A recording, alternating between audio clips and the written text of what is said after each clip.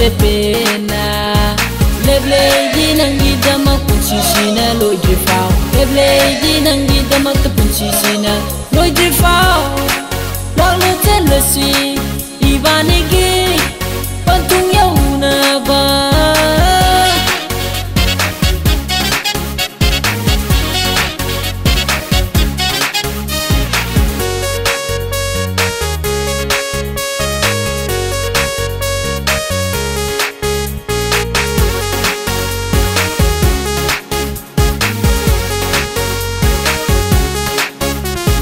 Nang bunung sibagi pangkai di tambay loy banay roy nang bunung sibagi makti ama fauta din thamjage nang bunung sibagi pangkai di tambay loy banay roy nang bunung sibagi makti ama fauta din thamjage nasi nang bunung si hairage nang nabu aida magleb labani hairadi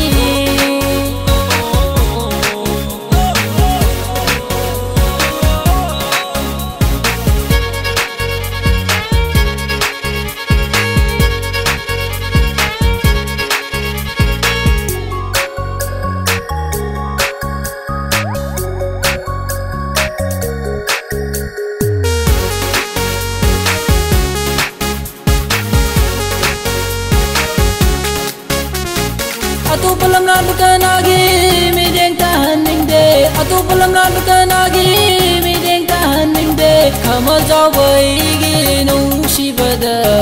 ina kalai ra tha moi pen jai hai ra ge pena nang bu ina kalai ra tha moi pen jai hai ra ge pena nang bu nung si hai na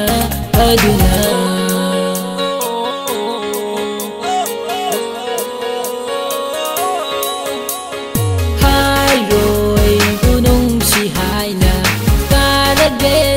se pena hai rồi gunung si hai na karage tamoi se pena leble di nang di dama kunci sina loi drifao leble di nang di dama kunci sina loi drifao lalu telesi ibani gi nong si pantung da